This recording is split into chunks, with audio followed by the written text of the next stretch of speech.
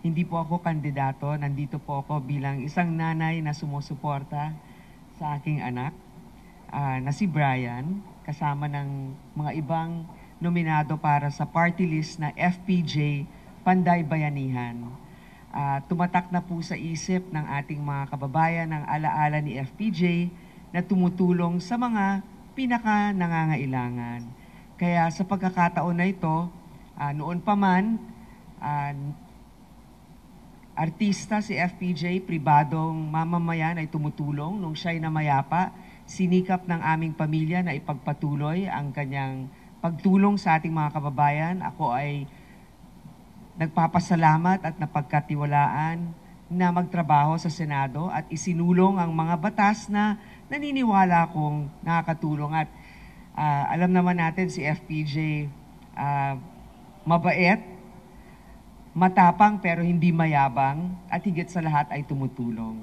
So yun ang naging nagbakat sa aking isipan, sa aking trabaho. At sana ngayon ay mapagkatiwalaan din ng FPJ Panday Bayanihan Party List. At ito po ang aking anak, marahil ay ang iba sa inyo, nakikita siyang katrabaho ko o nag-iikot rin kasama namin. Ito po ay si Brian.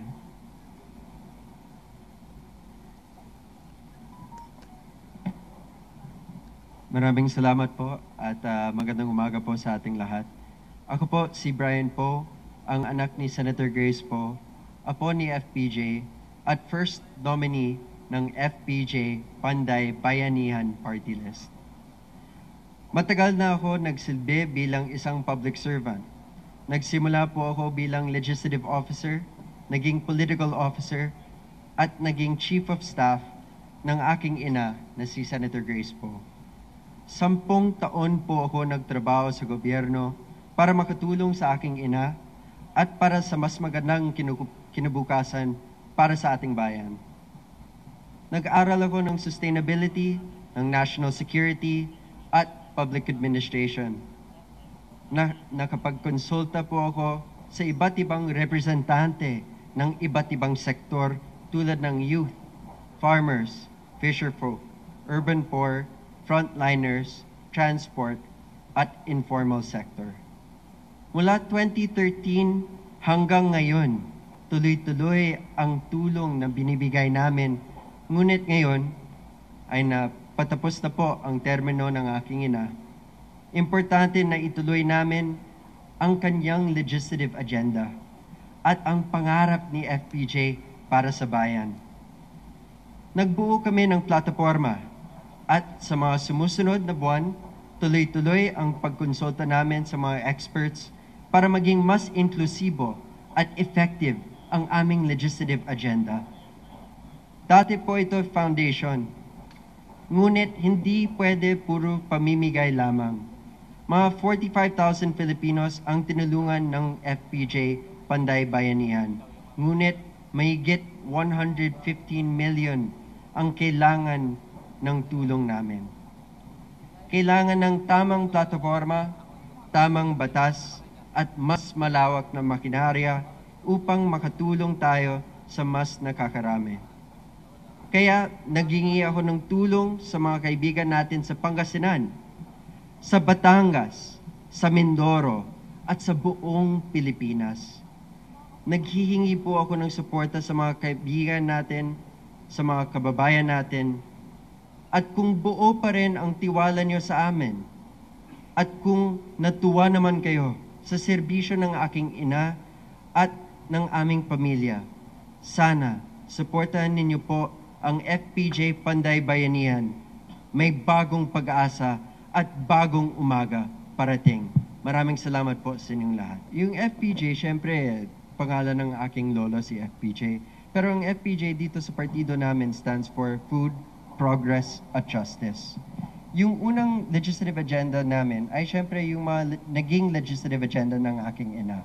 May mga naging batas na tulad ng National Feeding Program na kailangan pa natin amendahan para lahat ng mga kabataan sa grade school hanggang high school magkaroon po ng sapat na pagkain sa kanilang eskwelahan.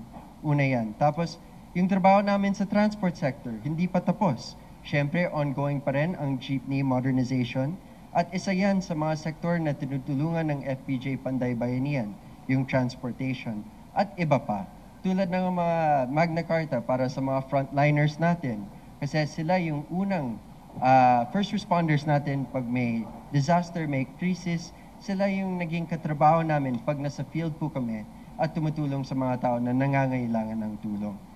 Party lists are typically created to represent underrepresented sectors. So Yes. how do you address concerns that a well-known family such as yours is becoming a party list? Thank you.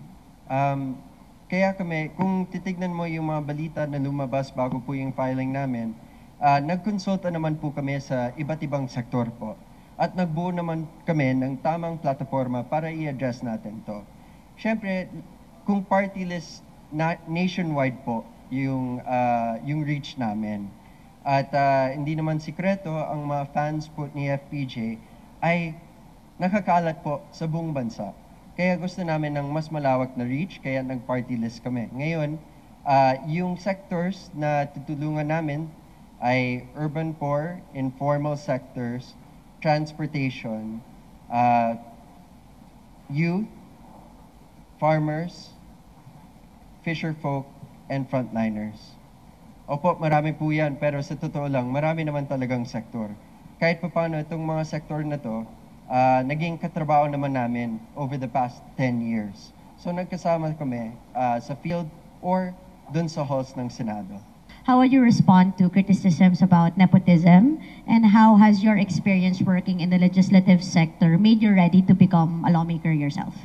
Hindi naman mawawala ang nepotism. Hindi naman ako nahihiya na naging po ako at maganda naman naging serbisyo ng pamilya namin. Pero, syempre, naintindihan kung saan sila nagagaling. Kaya, I took my master's in climate change. I took my master's in national security. I took my PhD in public administration. And I started from the bottom in the office bilang researcher.